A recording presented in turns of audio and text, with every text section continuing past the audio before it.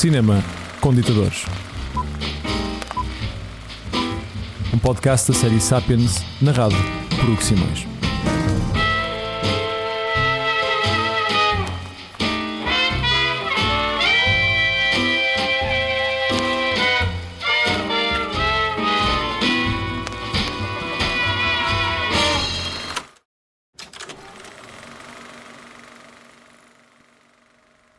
Cena 1. Exterior. Aldeia coreana. 1934. O dia amanhece vermelho. Há fumo e fagulhas no ar. Cheira a madeira queimada, a ferro, a sangue derramado. Em apenas alguns minutos, os japoneses caíram sobre a aldeia e semearam o caos. Os poucos sobreviventes pegam em pás e em picaretas e morrem cravejados de balas. As mulheres agarram-se aos filhos e caem de joelhos, a chorar copiosamente. E os invasores riem a bom rir, com gargalhadas guturais. Quem salvará os pobres coreanos? Quem esmagará os invasores? De súbito, o sol desponta sobre o horizonte. Ali está ele, Kim Il-sung, o grande guerrilheiro revolucionário, a liderar o exército da libertação. Os japoneses tremem de medo, começam a chorar e iniciam a fuga. Os aldeões celebram. As lágrimas são agora de alívio. E iluminada pelo sol matinal, a aldeia coreana encontra uma nova esperança. Chegou o grande líder e nada vai ser como antes. Kim Il-sung, o grande líder, cresceu mais a norte, na Manchúria. Foi na China que a sua família escapou ao Império Japonês, que dominava a Península Coreana desde 1910. Longe da sua terra natal, Kim Il-sung depressa mostrou a apetência para a revolução. Juntou-se ao Partido Comunista Chinês, tornou-se guerrilheiro e não descansou até ir para a guerra contra o império que destruía o país dos seus pais. A sua coragem e inteligência impressionaram os soviéticos. Foi até à Europa treinar com guerrilheiros russos, combateu os nazis num contingente coreano e celebrou o fim da Segunda Guerra Mundial e a queda das bombas atómicas sobre Hiroshima e Nagasaki. Era o fim do Império Japonês, agora ajoelhado à frente dos americanos. E com isto viria certamente a libertação da Coreia. No entanto, a história continuou a castigar os coreanos. Após a rendição japonesa, a península foi dividida em dois, como um qualquer espólio de guerra. A sul reinava o capitalismo dos Estados Unidos, agora donos e senhores do Pacífico. Mas a norte, junto à fronteira com a China, resistia ao comunismo chinês e soviético. Para lá da linha vermelha que cortava a península ao meio, nascia uma poderosa e próspera nação, a Coreia do Norte. E como nem os chineses nem os soviéticos queriam dar de bandeja toda a região aos seus inimigos americanos, era necessário colocar no poder um coreano ideologicamente puro, comunista, com um longo currículo de resistência aos imperialismos. Kim Il-sung era o candidato ideal. Quando em 1949 se tornou presidente do Partido dos Trabalhadores Coreanos, era já um líder carismático e adorado pelo povo. Tinha combatido os japoneses, tinha resgatado um país forjado na guerra, no sofrimento e na fome. E nas suas mãos, a Coreia do Norte colocaria para trás quase meio século de opressão. Mas o sonho de Kim Il-sung ia mais longe. Queria reunificar as duas Coreias, cancelar a injustiça histórica que dividirá a península em dois países artificiais. Apenas 2 anos depois de se tornar líder, invadiu a Coreia do Sul, com o apoio algo reticente dos soviéticos. Em resposta, a Coreia do Sul pediu ajuda aos americanos. Durante 4 anos, o projeto de poder de Kim Il-sung transformou-se numa guerra internacional e a península foi palco de um confronto entre impérios. Nenhum dos lados queria mover a fronteira entre as duas Coreias. Ninguém se atrevia a doar território ao inimigo. E apesar do otimismo e do gênio militar de Kim Il-sung, a Coreia do Norte foi destruída. Habituados aos aviões e à artilharia japonesa, os norte-coreanos viam agora as suas aldeias serem dizimadas pelos explosivos americanos. Mais um império obcecado com o fim da sua forma de vida. Em 1954, quando a guerra finalmente acabou, o plano expansionista de Kim Il-sung caiu por terra. O grande líder presidia sobre um país de águas ácidas e terras estéreis, sem agricultura nem indústria, com as grandes cidades em escombros e os campos apinhados de refugiados a morrer de fome. Kim Il-sung aprendeu a sua lição. Se o mundo estava contra ele, se a história teimava em condená-lo, a Coreia do Norte teria de renascer mais forte que nunca. E para isso, era preciso que todos os norte-coreanos se focassem num único objetivo: a glória da nação.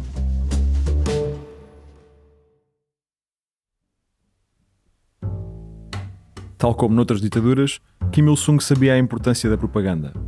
Era preciso transformar as inclinações comunistas dos norte-coreanos num fervor revolucionário. E, pelo caminho, sedimentar o seu papel como líder inquestionável. Virou-se para o cinema, nas suas palavras, a forma mais eficaz de educar as massas. Mesmo em estado de guerra, a Coreia do Norte conseguiu manter a sua indústria cinematográfica e Kim Il-sung depressa a transformou num veículo de promoção do regime. Havia duas mensagens essenciais. Primeiro, o medo das influências externas. A Minha Aldeia, a primeira longa-metragem produzida no país, realizada por Kang Hong-sik, em 1949, conta a dramática história de uma aldeia coreana durante a ocupação japonesa, que acaba por ser libertada pelas tropas de Kim Il-sung. Guerrilha de Jovens, de 1952, imagina um conjunto de crianças que formam uma guerrilha infantil para sabotar os americanos, interpretados por atores coreanos com a cara coberta de próteses para alterar a sua fisionomia.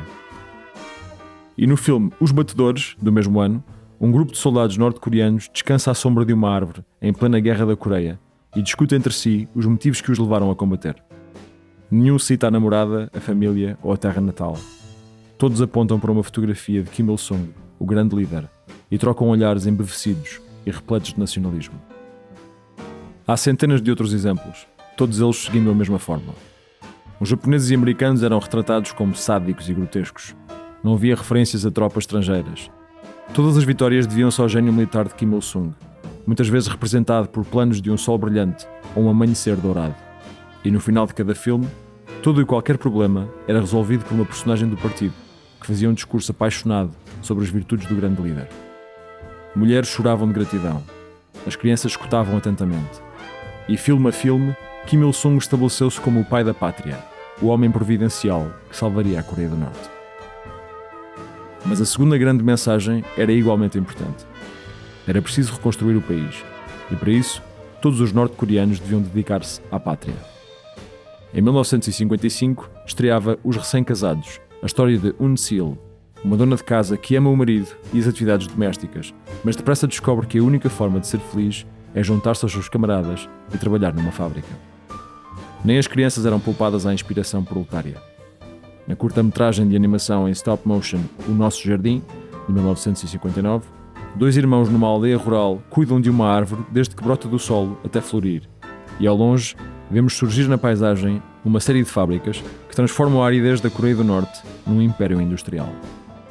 Em apenas alguns anos, Kim Il-sung conquistou o sonho de qualquer ditador. Um cinema 100% dedicado à celebração da sua imagem e da ideologia dominante. A vida imitava a arte e a arte imitava a vida, ambas numa celebração da indústria e do grande líder. Mas Kim Il-sung não seria a maior influência sobre o cinema norte-coreano. Essa honra cairia sobre outra das suas criações, quase tão ficcional e envolta em misticismo, como a própria Coreia do Norte.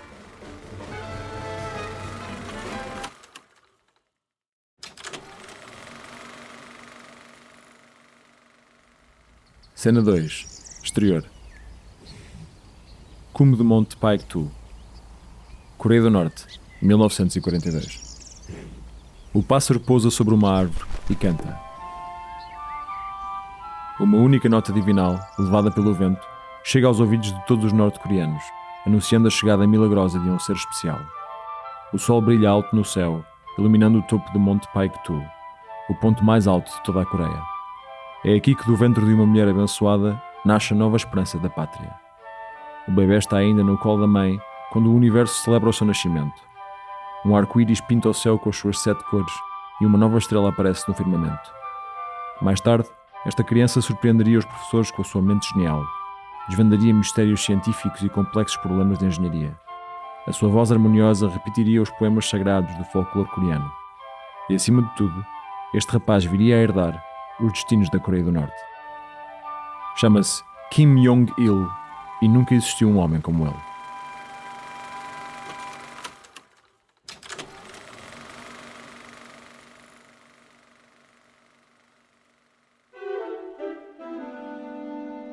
Por mais fantástica que a biografia oficial de Kim Jong-il possa parecer, a verdade é que profetizava o seu papel no regime norte-coreano. No entanto, alguns detalhes incómodos tiveram de ser alterados. Kim Jong-il não nasceu no topo mais alto da Coreia, mas sim na Sibéria, no período em que o seu pai, Kim Il-sung, aprendia a ser guerrilheiro. Também não foi um aluno brilhante, ainda que tenha recebido uma educação internacional entre a China, Moscovo e a Alemanha de Leste. Mas quando se instalou finalmente em Pyongyang, a capital da Coreia do Norte, conseguiu uma ascensão meteórica no Partido dos Trabalhadores Coreanos. Aos 25 anos, Kim Jong-il era já o diretor de artes culturais do Departamento de Propaganda e Agitação do partido, tendo sob a sua alçada a totalidade da produção cultural. Mas esta posição não era acidental.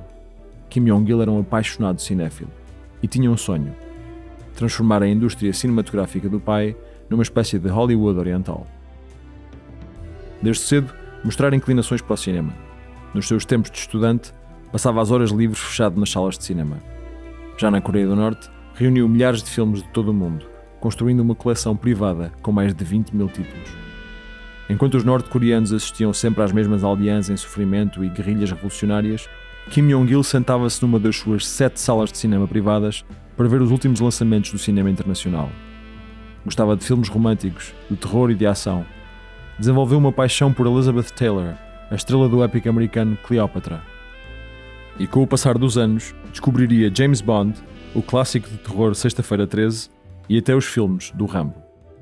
Nenhuma destas obras podia ser vista por qualquer outro norte-coreano. Afinal, eram os produtos do capitalismo burguês do Império Americano. Por isso, a paixão pelo cinema de Kim Jong-il foi vivida em privado, quase em segredo. No entanto, teria consequências práticas. Como responsável pelas artes culturais, Kim Jong-il acompanhava todas as fases de produção, desde a escrita do guião à montagem final.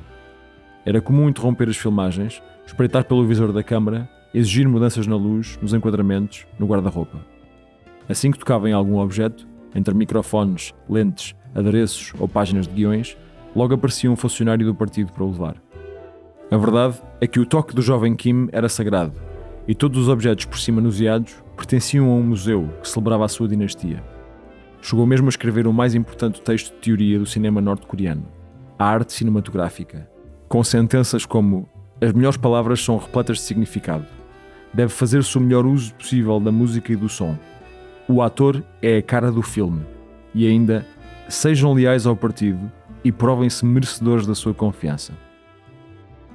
Kim Jong-il tentava pôr no papel as lições de uma vida inteira a ver filmes. E por isso, o guia artístico para o cinema norte-coreano eram as reflexões de um único cinéfilo, com um único ponto de vista. O texto tornou-se obrigatório. Era esperado que os realizadores decorassem passagens inteiras, como um texto religioso.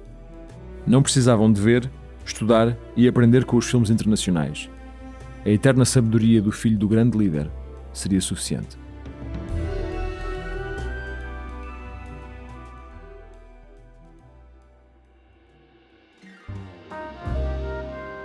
Os primeiros blockbusters produzidos por Kim Jong-il mudaram a história do cinema norte-coreano, ainda que seguissem as velhas temáticas. O épico Mar de Sangue, passado nos anos 30, conta a história de Sun Nyo, uma jovem aldeã cuja família é morta pelos japoneses, e por isso decide juntar-se ao movimento independentista. No final, as forças lideradas por Kim Il-sung libertam-na da prisão. Outro filme, A Verdadeira Filha do Partido, acompanha uma jovem médica em plena guerra da Coreia, que sacrifica a própria vida para salvar outros soldados e cujo grande sonho é ser aceite no Partido dos Trabalhadores Coreanos. Mas o maior sucesso de Kim Jong-il, e ainda hoje considerado o mais importante filme norte-coreano de todos os tempos, foi o melodrama A Rapariga das Flores, realizado por Choi Ik-gyu em 1972. Kot-bun, uma humilde vendedora de flores, cuida da mãe doente e da irmã cega durante a ocupação japonesa, enquanto é perseguida por um senhorio capitalista que tudo fará para destruir a sua família. A história é uma sequência comovente de desgraças, e a Rapariga das Flores assiste ao abuso dos japoneses, à exploração por parte do senhorio e à morte da mãe. No final, o seu irmão há muito perdido regressa à casa, acompanhado pela inevitável guerrilha de Kim Il-sung, que destrói o malvado senhorio e as tropas japonesas. O enredo não era novo, mas a Rapariga das Flores trazia novidades. Tinha sido filmado a cores e em formato 16:9, uma revolução técnica que surpreendeu os norte-coreanos. O filme foi um sucesso esmagador e tornou-se na primeira obra norte-coreana a ganhar um prémio num festival internacional, na União Soviética. Mas apesar destes sucessos, Kim Jong-il não conseguia esconder o seu desapontamento. Todos os filmes norte-coreanos seguiam a mesma fórmula e acabavam sempre da mesma maneira, com a chegada de Kim Il-sung ou um discurso sobre as virtudes do grande líder. O público começou a entediar-se e o regime corria o risco de ter uma propaganda cada vez menos eficaz. Kim Jong-il estava confuso. Não conseguia entender porque é que, ao contrário dos filmes de Hollywood que via sozinho, os seus realizadores produziam obras medíocres e previsíveis. A ideologia estava lá, em cada fotograma, mas parecia asfixiar a história e os personagens. E o pior é que nenhum país do mundo estava interessado em comprar os filmes norte-coreanos. Kim Jong-il exigia duas coisas simples: um cinema totalmente ideológico e controlado, mas ao mesmo tempo tão original e fresco como os filmes estrangeiros. Seria assim tão difícil? Para Kim Jong-il, o sol já não brilhava. O canto dos pássaros não profetizava sucessos de bilheteira, nem o arco-íris rasgava o céu azul sobre as filas à porta do cinema. Por mais impossível que pudesse parecer, a Coreia do Norte precisava de novos talentos. E se os realizadores estrangeiros não quisessem vir a bem, só havia uma opção.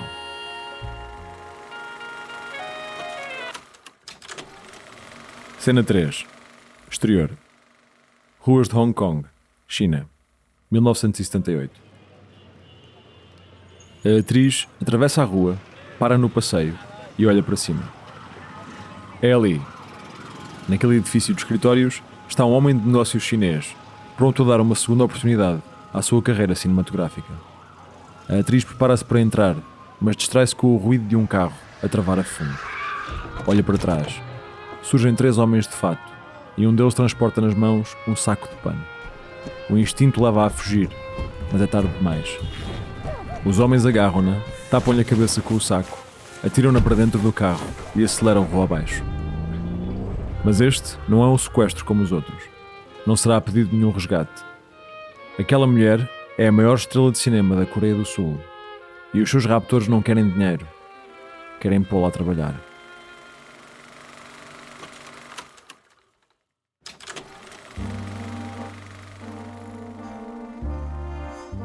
Choi Eun-hee era a cara mais conhecida do cinema coreano. Primeiro, como quebra-corações, e mais tarde, adotando o arquétipo da mãe coreana, apaixonava os seus espectadores com o seu sorriso, as suas lágrimas e o seu enorme alcance emocional. Mas Eun-hee não estava sozinha. Fazia parte de uma dupla. O seu marido, Shin Sang-ok, era o maior realizador de cinema da Coreia do Sul. Juntos, produziam blockbuster atrás de blockbuster, entre melodramas, filmes históricos e aventuras de ação. O público vibrava com cada estreia. Os críticos tinham-lhes um respeito infinito. E juntos, Eun-hee e Sang-ok tinham ajudado o cinema sul-coreano a transformar-se num dos mais vibrantes e modernos de toda a Ásia. O seu sucesso não era apenas estético. A dupla tinha conseguido encontrar um meio termo entre a vontade do público e a política sul-coreana. Em 1961, Park Chung-hee liderara um golpe de Estado, instituindo um governo autoritário com preocupações propagandísticas. O cinema devia exaltar as qualidades sul-coreanas de coragem e resiliência, mas ao mesmo tempo defender os costumes tradicionais. A princípio, Sang-ok foi capaz de fazer os seus filmes sem despertar a ira do governo. Em 1963, realizou Arroz, a dramática história de uma aldeia sul-coreana sem água para irrigar as suas plantações de arroz e que resiste corajosamente às dificuldades até ao dia em que o golpe de Estado de Park Chung-hee abre caminho à prosperidade. E em 1964 lançou O Cascol Vermelho, em que Choi Eun-hee interpreta a viúva de um piloto sul-coreano morto na Guerra da Coreia, uma espécie de Top Gun repleto de sequências de ação com aviões de guerra. Ao contrário dos filmes norte-coreanos, as obras de Sang-ok conseguiam o equilíbrio perfeito entre a mensagem política e social e histórias que apaixonavam o público. No entanto, Sang-ok começou a incompatibilizar-se com o governo. A indústria cinematográfica sofreu com as políticas de Park Chung-hee e a Shin Films, a produtora de Sang-ok e de Eun-hee, foi forçada a produzir 30 filmes por ano para evitar a falência. O casal converteu-se numa máquina de fazer cinema, num esforço constante para atrasar a ruína. Tudo mudou em 1975. Sang-ok fintou a censura governamental e colocou uma cena de um beijo no seu filme A Rosa e o Cão Selvagem. As autoridades ficaram furiosas, a licença da Shin Films foi revogada e o casal caiu na ruína. Pouco tempo depois, ao descobrir as relações extraconjugais do marido, Eun-hee pediu o divórcio. Era a queda do maior realizador e da maior vedeta do cinema da Coreia do Sul. Enquanto Sang-ok tentava voltar a filmar, Eun-hee procurava oportunidades lá fora. Foi isso que o levou a Hong Kong, a promessa de um empresário chinês em investir num novo estúdio de cinema liderado por ela. O que Eun-hee não tinha forma de saber é que tudo não passava de um plano para a raptar. Um plano desenhado por um dos seus fãs mais apaixonados, um ávido admirador do seu trabalho desde há décadas, Kim Jong-il, o filho do grande líder da Coreia do Norte. Quando finalmente lhe tiraram o saco da cabeça, Eun-hee viu-se do outro lado da fronteira, numa casa rodeada de soldados e preparada especificamente para si. Durante 5 longos anos, Eun-hee foi mantida em cativeiro, sem saber o que estava a fazer na Coreia do Norte. Nos primeiros meses, nem podia sair da casa e era vigiada a toda a hora por membros do partido. Só lhe autorizavam um único passatempo: a leitura, estudo e memorização das obras ideológicas de Kim Il-sung e do seu filho, Kim Jong-il. O objetivo parecia ser a conversão ideológica de Eun-hee. Um dos conceitos que deveria interiorizar era a verdadeira ideologia norte-coreana, tal como desenvolvida pela dinastia Kim, o Juche, normalmente traduzido como autossuficiência. O Juche era uma complexa mistura entre nacionalismo, autoritarismo e culto de personalidade. A Coreia do Norte devia caminhar para uma independência completa, sem precisar de qualquer outro país para sobreviver, tanto ao nível económico e militar, como social e cultural. Seria um sol que brilhava para todos, mas só aquecia alguns. Um Estado ermita, totalmente voltado para dentro, onde cada cidadão era uma peça na engrenagem do Estado. Mas todas estas transformações só eram possíveis graças à eterna sabedoria, coragem e bondade de Kim Il-sung, o homem quase divino e o único objeto de amor que qualquer norte-coreano podia ter. Ao ler sobre o Juche, Eun-hee percebeu imediatamente que não era a única raptada na Coreia do Norte. Na verdade, todo o país fora sequestrado pelo amor dos Kim. Nos intervalos dos seus estudos, Eun-hee só pensava no ex-marido, nos filhos e na família que deixara na Coreia do Sul. Sem contacto com o mundo exterior, não podia enviar-lhes uma mensagem e, por isso, desconfiava que Kim Jong-il construíra a narrativa de que não fora raptada, mas sim tinha desertado para a Coreia do Norte. Ainda assim, não se entregou ao desespero e todas as noites deitava-se a sonhar com uma única coisa: a fuga. 5 anos depois de ser raptada, Eun-hee foi levada a uma festa luxuosa em honra de Kim Jong-il. Por entre os convidados, todos eles homens do partido, reconheceu uma cara familiar. Era um homem alto, magríssimo e pálido. Tratava-se de Sang-ok, o seu ex-marido.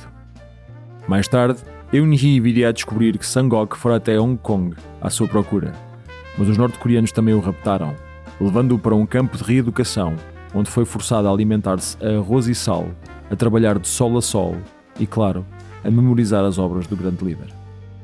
Durante todo aquele tempo, ambos tinham vivido em cativeiro, sem notícias um do outro.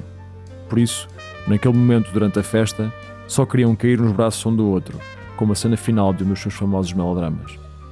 No entanto, foram interrompidos por Kim Jong-il, que os levou para uma sala lateral e, finalmente, revelou por que motivo os trouxera até ali. O cinema norte-coreano estava em crise. Apesar da liderança de um verdadeiro cinéfilo e dos seus conhecimentos sobre a arte cinematográfica, os realizadores norte-coreanos não estavam à altura do que Kim Jong-il queria fazer. Onde estava a profundidade social de filmes como O Arroz? Onde estava a emoção e entusiasmo dos aviões de guerra do Cascol Vermelho? Por que é que os filmes de Sang-ok e Eun-hee ganhavam prémios no estrangeiro e as obras norte-coreanas ficavam sempre fora dos festivais? Por mais que lhe custasse admitir, Kim Jong-il precisava de ajuda.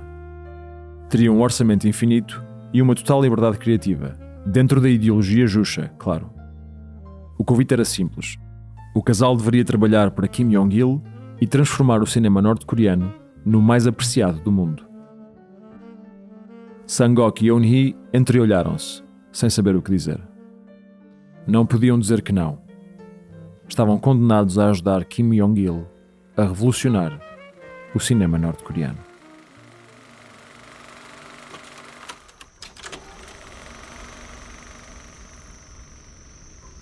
Cena 4. Exterior. Algures no interior da Coreia do Norte. 1984. O realizador não acredita nos seus olhos. À sua volta, a equipa de técnicos e centenas de figurantes param o que estão a fazer e olham para o topo da colina. Vem aí um comboio. A locomotiva cospe fumo negro, trazendo dezenas de carruagens atrás de si. O comboio para à frente do realizador e todos aplaudem. De lá de dentro, sai um funcionário do partido que corre a dar as boas novas. O realizador pedira um comboio, pois aqui está ele. Confuso, o realizador procura esclarecimentos. A cena exige que um comboio seja arrebentado com dinamite, colocada por uma guerrilha na última cena do filme. Não podia filmá-lo ali. Seria necessário um comboio de modelismo, a construção de um decor em miniatura, várias semanas de efeitos especiais. Mas o funcionário do partido interrompe-o. Na sua eterna sabedoria, Kim Jong-il exigira um comboio. E aqui está ele. Mas vem carregado de dinamite. Com o clique de um botão, será possível filmar ao vivo o apoteótico clímax do filme de ação. E o realizador, ao olhar para o comboio, sente um misto de terror e entusiasmo. Kim Jong-il bem lhe prometeu não olhar a custos. E com a explosão de um comboio verdadeiro, a cena ficará maravilhosa.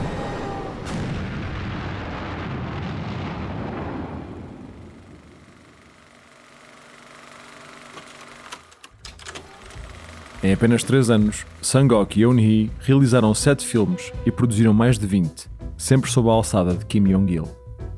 A sua chegada à Coreia do Norte impressionou os técnicos da indústria cinematográfica. De repente, tinham ao seu lado 2 grandes profissionais do meio, e toda e qualquer sugestão da dupla era tomada como um mandamento sagrado. Sozinhos, Sang-ok e Eun-hee elevaram o nível artístico e técnico do cinema norte-coreano. E mesmo os seus 7 filmes marcaram o país com a sua qualidade estética e artística.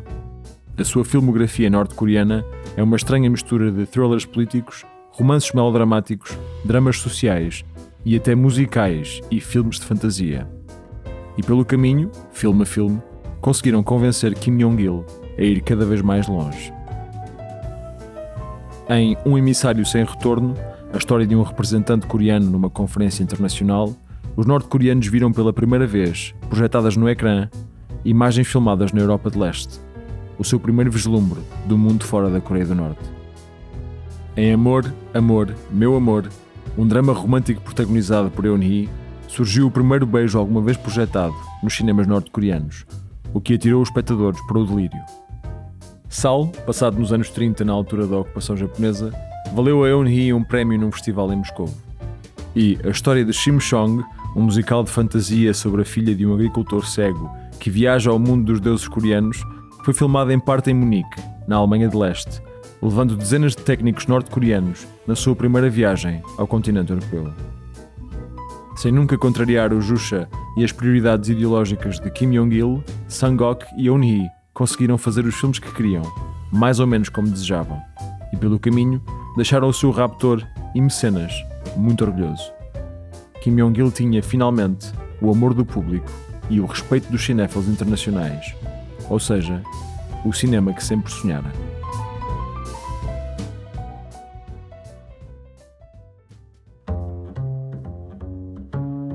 Mas o maior sucesso de Sang-ok e Eun-hee, e a maior pista para aquilo que realmente pensavam da Coreia do Norte, foi o blockbuster Pulgasari, de 1985, uma apropriação norte-coreana do género cinematográfico japonês Kaiju, caracterizado por histórias com monstros gigantescos, como os míticos filmes do Godzilla.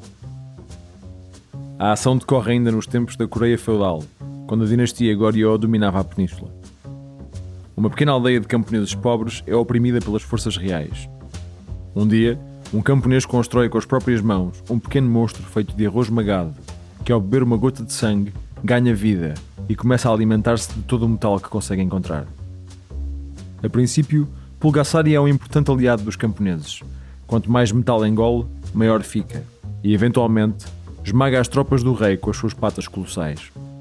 No entanto, o filme não acaba aqui. A monarquia é derrotada, mas Pulgasari continua a crescer. Tem agora a altura de uma montanha e começa a devorar as armas dos guerrilheiros e as ferramentas dos agricultores, deixando-os sem poder trabalhar a terra. No clímax da história, repleto de simbolismo, uma jovem camponesa esconde-se dentro de um sino, deixa-se engolir por Pulgasari, o monstro tem uma reação adversa, transforma-se em pedra e parte-se aos bocados. Para Kim Jong-il, Pulgasari era um Godzilla comunista, um monstro carregado de ideologia. Era a metáfora perfeita para o capitalismo.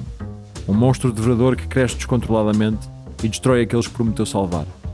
Mas uma interpretação alternativa do filme revela outra intenção secreta de Sang-ok Yeon-hee. Pulgasari podia ser também Kim Il-sung, o grande líder. Um monstro devorador que cresce descontroladamente e destrói aqueles que prometeu salvar. O filme foi um sucesso esmagador. Na Coreia do Norte, levou verdadeiras multidões ao cinema e teve até distribuição internacional. Pela primeira vez, Kim Jong-il tinha nas mãos um verdadeiro sucesso cinematográfico, uma obra que colocaria todo o mundo a olhar para o seu Hollywood privado. E o melhor é que o seu nome aparecia nos créditos. Pulgasari será o único exemplo de um filme sobre monstros gigantes que teve como produtor executivo um dos maiores ditadores da história. Mas a felicidade de Kim Jong-il não duraria muito mais. Depois de anos a ganhar a sua confiança, Sang-ok e Yeon-hee conseguiram autorização para viajar até Viena, na Áustria, onde alegadamente se encontrariam com distribuidores europeus. No entanto, a viagem não passava de um jogo de espelhos. Numa noite de 1986, Sang-ok e Yeon-hee conseguiram sair do quarto de hotel, passar despercebidos pelos guarda-costas que sempre os acompanhavam, descer à recepção e implorar pela ajuda do concierge. A seguir, fugiram para a rua e apanharam um táxi. Quando o taxista lhes perguntou onde queriam ir, pediram-lhe apenas que acelerasse dali para fora. Durante alguns minutos, com o coração nas mãos, foram conduzidos pelas ruas de Viena, sempre à espera de ver aparecer no espelho retrovisor os faróis do carro que os perseguia. No entanto, ninguém os seguia. O táxi parou finalmente à porta da embaixada americana, alertada minutos antes por um telefonema do concierge, e Sang-ok e Yeon-hee deram as mãos e correram até à porta aberta. Ao entrar, as primeiras palavras que ouviram foi "Welcome to the United States". Bem-vindos aos Estados Unidos. Tinham escapado.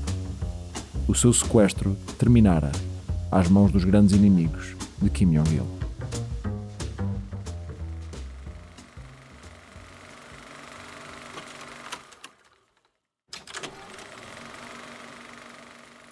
Cena 5. Exterior. Pyongyang, Coreia do Norte. 9 de julho de 1994. As nuvens cobrem o céu e a cidade está cinzenta. Em todas as praças de Pyongyang, à frente das milhares de estátuas do grande líder, os norte-coreanos ajoelham-se, levantam os braços e choram desesperadamente. A imagem é aterrorizadora. Centenas de milhares de homens, mulheres e crianças arrancam os cabelos e puxam pela roupa, agitados por convulsões animalescas. Pelo ar, viaja um único som, os gritos dilacerantes de angústia e sofrimento. Ninguém quer chorar menos que os outros. Todos amavam o grande líder. E agora, na hora da sua morte, despedem-se dele como quem perde a pessoa mais importante da sua vida. E algures na cidade, longe do olhar público, Kim Jong-il organiza o funeral do seu pai. É agora o grande sucessor. E a partir deste dia, a Coreia do Norte transforma-se num Estado hereditário.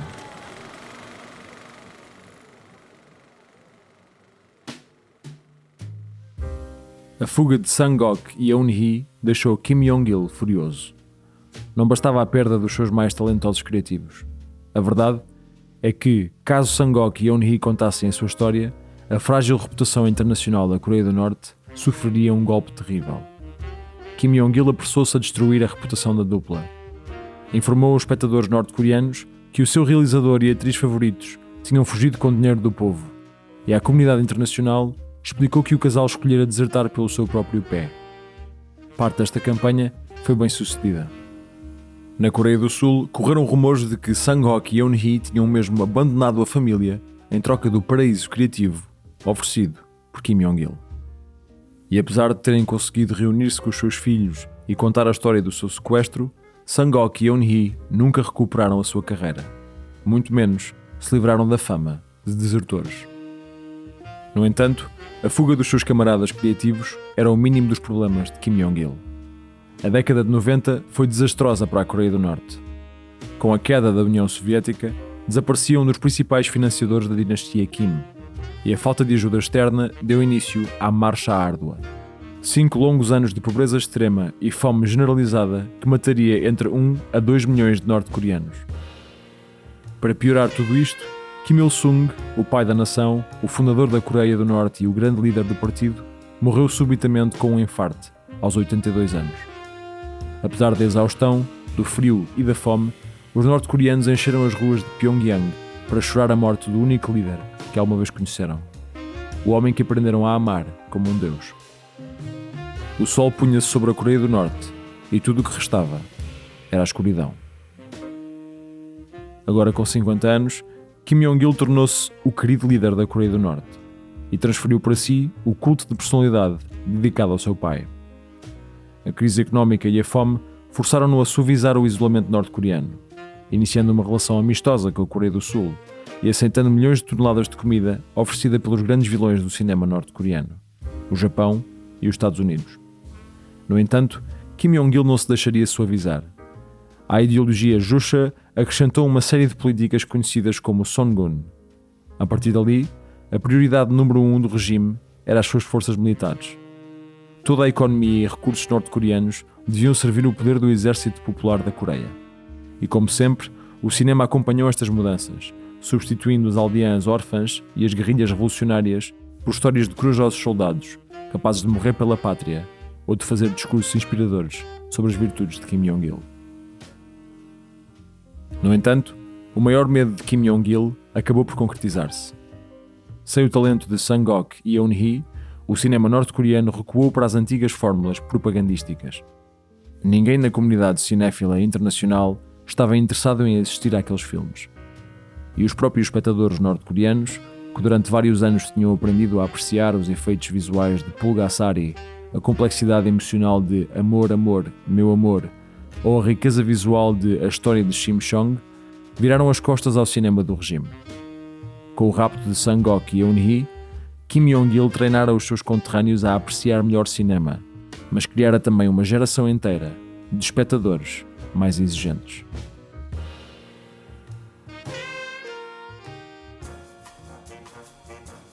Como se não bastasse, o cinema de Kim Jong-il enfrentava agora um novo problema. Tinha concorrência.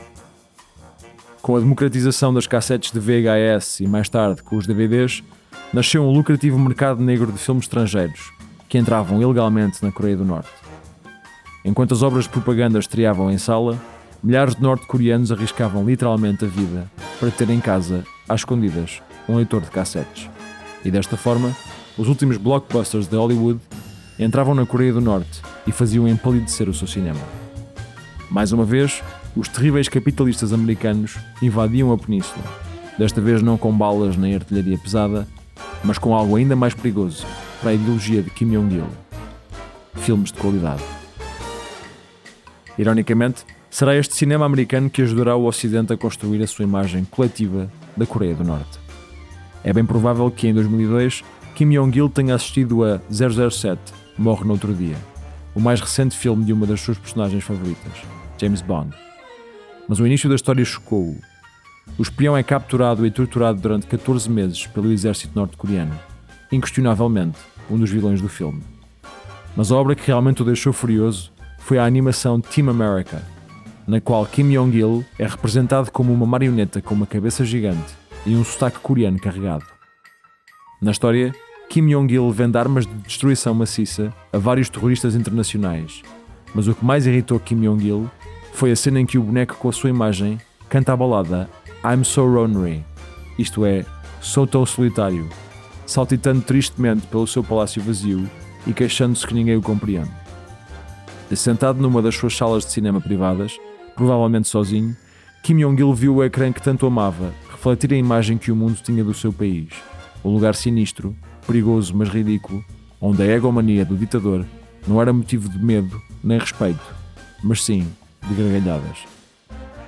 Kim Jong-il viria a morrer em 2011, aos 70 anos, sendo sucedido pelo seu filho, Kim Jong-un. Na altura da sua morte, a Coreia do Norte era já uma potência nuclear, e apesar de alguns esforços para ligar o país ao mundo, o Estado ermita mantinha a sua população sob um controle quase total. Continuando o trabalho do pai, Kim Jong-il conseguiu reforçar a ditadura perfeita, um país fechado sobre si mesmo, cuja única prioridade é a autopreservação e onde cada cidadão existe para adorar o querido líder. No entanto, e apesar de todos os seus sucessos políticos, Kim Jong-il nunca regressou à sua grande paixão. Nunca assistiu a outros sucessos como a Rapariga das Flores ou Pulgasari. Nunca viu os norte-coreanos voltarem a entusiasmar-se com o seu cinema. Nunca conseguiu que a sua contagiante paixão compensasse o dogmatismo, a uniformização e a asfixia do seu próprio regime. E, acima de tudo, nunca percebeu que o maior entrave ao cinema que queria ver na tela era ele próprio. Feitas as contas, os tempos áureos do cinema norte-coreano serão, quem sabe para sempre, aqueles brevíssimos anos em que um ditador cinéfilo encontrou dois artistas à sua altura e em que a criatividade, ainda que por breves momentos, iluminou a Coreia do Norte como o sol do amanhecer.